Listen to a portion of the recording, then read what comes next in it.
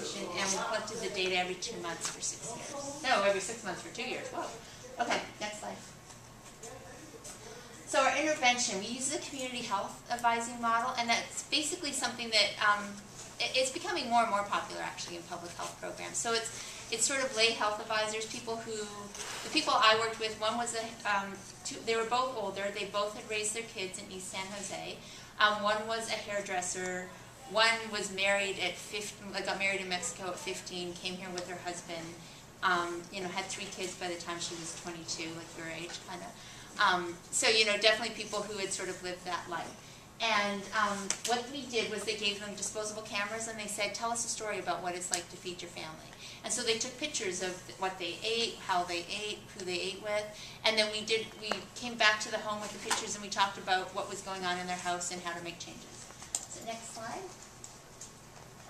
I call this, I just showed this slide because it sort of gives you a sense of this is like nutrition on the street corner. We don't, although I think it's a good thing, we don't usually partner with community agencies because there is sort of, they're the people who go to those agencies and then they're the food insecure people who aren't that integrated into the community. So we basically literally stood on street corners by stores, laundromats were big for us. Outside, I mean that's like the street corner, and that's where we recruited about 40% of our sample was hanging around these neighborhoods.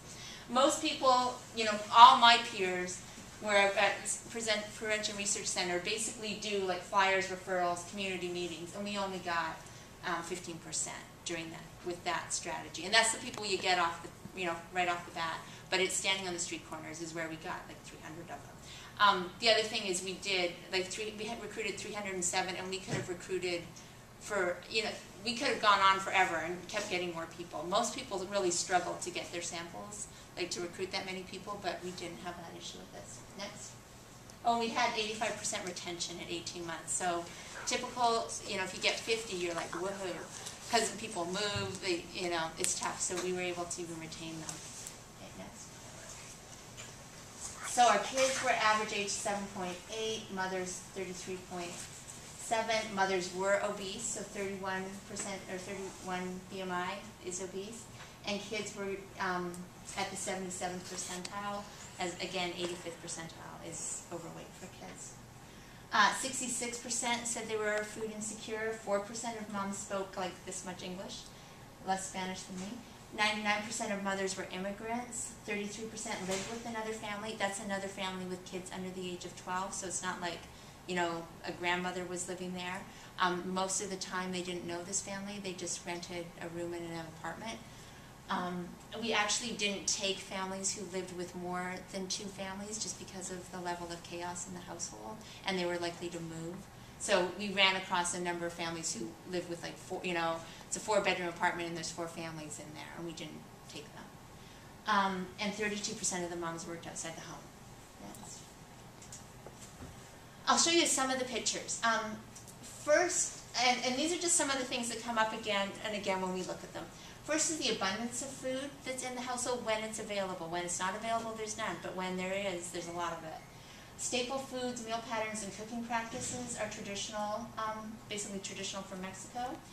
Snack foods and beverages are where you start to reflect the Americanization of the diet. So I put in like half of what I often show. Next one. Fruits and vegetables, they actually have a ton of them. Many things we don't recognize. We're working in East San Jose. The guys who sell the strawberries on the street corner around here? They're on every 3rd block there, and they're selling many more different foods. So there actually is an abundance of fruits and vegetables. We have done a grocery store survey. It was an undergrad thesis, actually. And she went and surveyed corner stores and the one supermarket in East San Jose and compared it to a similar neighborhood that's just sort of across the freeway. The food was surprisingly a little bit less expensive in East San Jose, and the availability of fruits and vegetables in corner stores was higher. So in this community, at least, there isn't that food desert. Next slide. I have like 1,000 pictures of beans. These are beans. That's all you get. They eat them every day. They boil them. It's a major staple. Next slide. This is fideo, just because I heard you were eating pasta. I thought I would tell you about their pasta. They fry it first in a lot of oil. So it's like they deep fry it. And then we would teach them to drain the oil, but they typically don't, and then they just pour water in and boil it. So it was just, I'd never heard of it, and I went, why do they fry it first? And it's because of taste, but it's also intensely high in fat. Next one.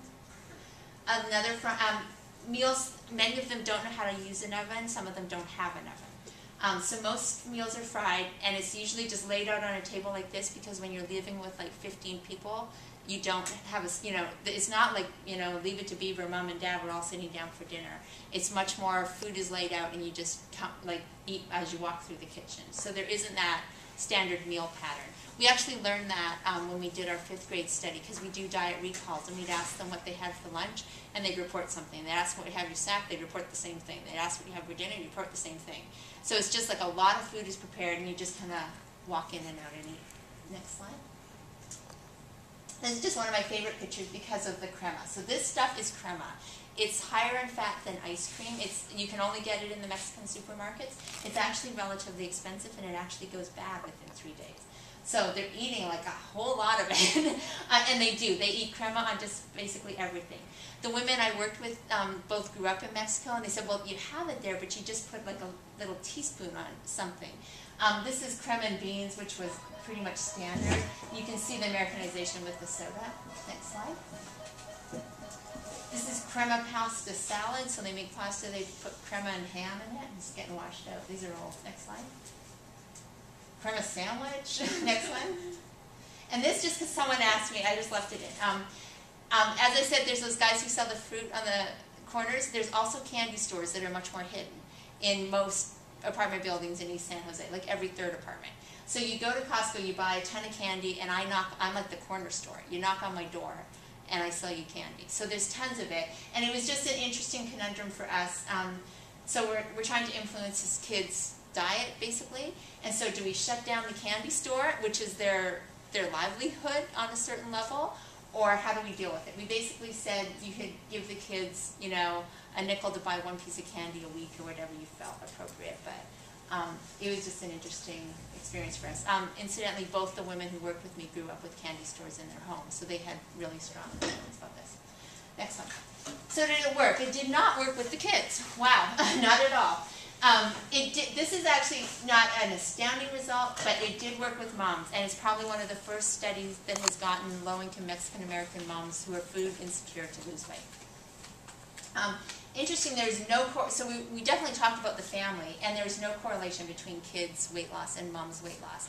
The easy explanation is school lunch. Like, that's what any good nutritionist would say, that they're eating school lunch, and therefore, they'll never lose weight on what's served in school lunch. I think it actually has much more to do with those restriction issues that I sort of talked about. Next slide. Oh, 2 happy moms with our result. Next slide. What we did find, though, was that there was an interaction between food security and whether or not this worked. So it worked quite nicely in the food secure moms. They lost about 0.1 BMI unit over the 2-year project. In the control group, these women, they're gaining a lot of weight per year. It's a half a BMI unit a year. That's significant. In the food insecure moms, there's just no difference, essentially. The treatment in the control group, the one who's received the group sessions versus the in-home, didn't matter. Next slide. Stay here for a second. So this was, I have an advisor or a mentor who basically said, well, there you go. He does smoking research. He does nothing with nutrition. He said, there's your next project. You got to do something for these food insecure moms. And I went, because that's hard. I mean, that's a tough, everyone knows that's too hard to do, is basically what I was thinking. I'm going to, there's no way you're going to fail. But I finally kind of came to terms with it, and I think we're going to tackle it. So next slide. And what we've done, we started Monday, just with a small pilot, is we're doing a collective kitchen program. And I grew up in Canada, and I worked in Canada in public health, and we don't have food stamps or WIC or anything. The way food insecurity is dealt with is, and one of the ways, not always, but there's definitely a strong community kitchen, or I call them community kitchens, they're now called collective kitchen movement. And so most churches or some schools or Girl Guide groups, anybody who has a big kitchen at their access, often will get people together. You'll get some food from the food bank. You'll charge some people for food. You'll charge them a little bit, and they get together and they cook. So that's basically what it looks like. Next slide.